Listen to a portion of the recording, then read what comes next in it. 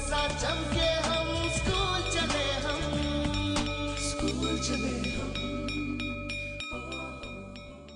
Example number 10 समलंब चतुष्कोण ABCD में AB समांतर CD छे, एबी समांतर सीडी छे। विकर्णो एसी और बीडी परस्पर एकबीजा ने ओ बिंदु में छेदे छे। ओके, सो विकर्ण लई लईशुं बीडी अने एसी जे एकबीजा ने ओ बिंदु में छेदे छे। ओके, देन साबित करो कि area of AOD is equal to area of BOC. आ जे बे त्रिकोण छे एना क्षेत्रफळ समान लाववाना छे। ओके, तमने आपेल जे विगतो छे एना आधारे आपणे पक्ष अने साध्य लई लईशुं। ओके, पक्षमां शुं लखीशुं? समलंब चतुष्कोण एबीसीडी मां एबी समांतर सीडी छे तथा विकर्णों एसी अने बीडी बिंदु ओ मां छेदे छे। ओके, देन जे साबित करवानुं होय ए आपणे साध्यमां लेता छे। ओके, सो साध्य area of AOD is equal to area of BOC थशे। हवे आगळ साबिती लईशुं। साबितीमां आपणे जोई गया छे ए प्रमाणे जो बे त्रिकोण मां पायो केवो होय? समान होय। लाइक आ रीते बंनेमां पायो केवो छे? सरखो छे। ओके, उपरांत ए जे पायाने समावती रेखा छे ते अने आ जे रेखा छे ए बे जो केवी होय? समांतर होय। इन शॉर्ट समान पायो धरावता अने बे समांतर रेखाओनी वच्चे आवेला त्रिकोण समक्षेत्र होय छे। देन आ जे बे त्रिकोण छे एना क्षेत्रफळ केवा थाय? समान थाय। ए नियम आपणे समजी गया छे। एनो ज उपयोग અહીં કરવાના છીએ આપણે। સમજો आ एबी छे ते अने सीडी जे छे ए बंने केवा छे? समांतर छे। ओके, उपरांत एडीसी त्रिकोण अने बीडीसी त्रिकोण बंनेमां डीसी पायो समान छे। ओके, सो आ बंनेना क्षेत्रफळ केवा थशे? सरखा थशे। ओके, सो અહીં આપણે લખીશું અહીં ત્રિકોણ एडीसी અને ત્રિકોણ बीडीसी ए समान पाया डीसी तथा डीसी समांतर एबी नी वच्चे आवेला होवाथी समक्षेत्र थाय। ओके, सो અહીં આપણે सांकेतिक भाषाમાં area of ADC is equal to area of BDC લઈ શકીએ। ओके, હવે થોડું આકૃતિમાં ધ્યાનપૂર્વક જોવાનું છે। આ જે ત્રિકોણ એઓડી છે તે અને ડીઓસી છે આ બે ત્રિકોણ માટે તમે જોઈ શકો છો એકબીજા પર આચ્છાદિત ન હોય તેવા ત્રિકોણો છે।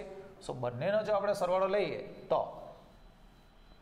એડીસીના ક્ષેત્રફળ જેટલું થશે। ઓકે, સો આપણે આ જે એડીસી છે એના સ્થાને આ જે બે ત્રિકોણ છે એના ક્ષેત્રફળનો સરવાળો લઈ શકીએ। લાઈક સ્ટેટમેન્ટ લખવું હોય તો લખી શકો ત્રિકોણ એઓડી અને ત્રિકોણ DOC ए एकबीजा पर आच्छादित न होय तेवा त्रिकोणों छे। Therefore, area of ADC is equal to AOD, area of AOD plus area of DOC લઈ શકાય. એ જ રીતે આ જે ત્રિકોણ BDC છે એના માટે જો વિચારીએ તો ત્રિકોણ BOC અને DOC એકબીજા પર આચ્છાદિત ન હોય તેવા ત્રિકોણો છે. ઓકે, સો અહીં આપણે લખીશું એ જ રીતે ત્રિકોણ BOC અને ત્રિકોણ DOCA એકબીજા પર આચ્છાદિત ન હોય તેવા ત્રિકોણો છે.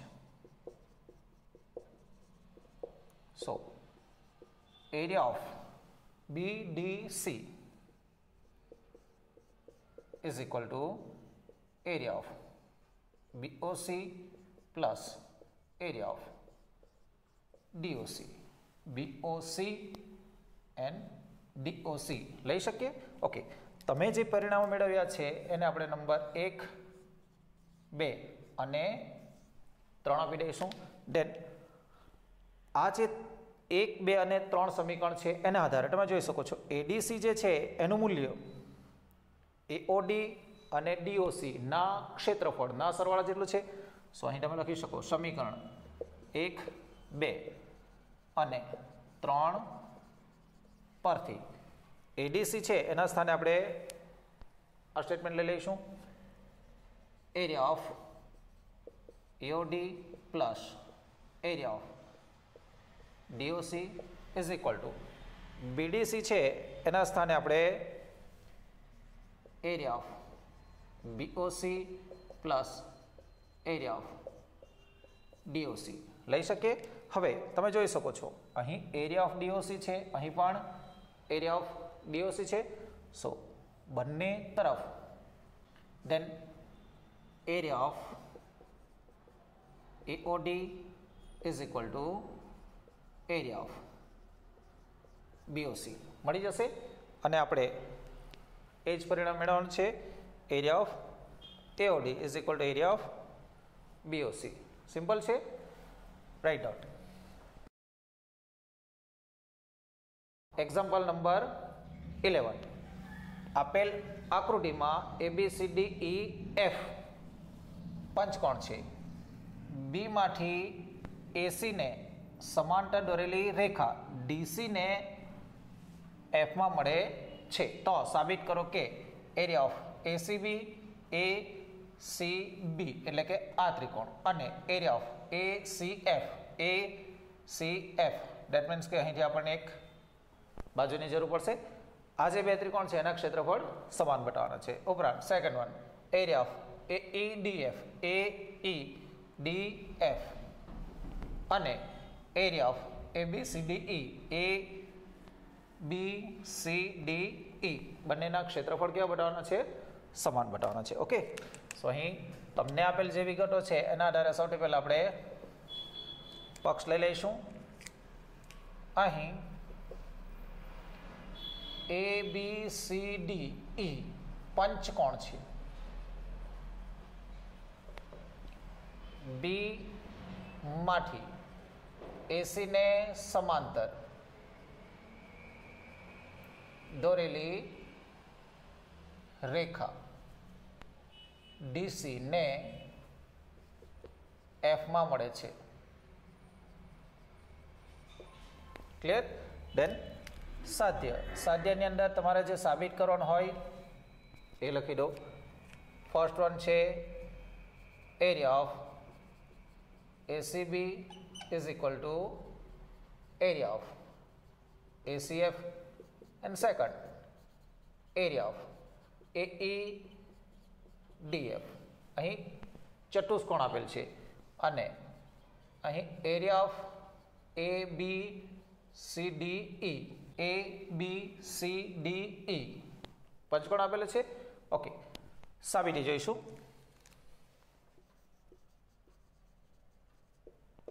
હવે તમે જાણો છો એ પ્રમાણે બે સમાંતર રેખાઓની વચ્ચે આવેલા અને સમાન પાયો ધરાવતા બે ત્રિકોણના ક્ષેત્રફળ કેવા થાય? સરખા થાય. એ નિયમ પ્રમાણે જો જોઈએ તો એસીબી અને એસીએફ માટે વિચારો. એસીબી બરાબર છે અને એસીએફ, એ સી અને એફ. આ જે ત્રિકોણ છે એને હું થોડું અલગ પેન વડે દર્શાવું છું. એ સી બી એટલે કે આ, અને એસીએફ, એ સી અને એફ. આ જે બે ત્રિકોણો છે એના માટે તમે જોઈ શકો છો બી માંથી એસી ને સમાંતર દોરેલી રેખા. ઓકે, સો અહીં બીએફ અને એસી કેવી છે? સમાંતર છે. અને આ જે બે ત્રિકોણ છે એમાં આ એસી જે છે એ બંને ત્રિકોણમાં આવે છે. જો ઓકે, સો બંનેના ક્ષેત્રફળ કેવા થશે? સરખા થશે. એટલે આપણને ડાયરેક્ટ જ પરિણામ નંબર 1 મળી જ જશે. ઓકે, અહીં ત્રિકોણ એ સી બી અને ત્રિકોણ એ સી એફ એ સમાન પાયા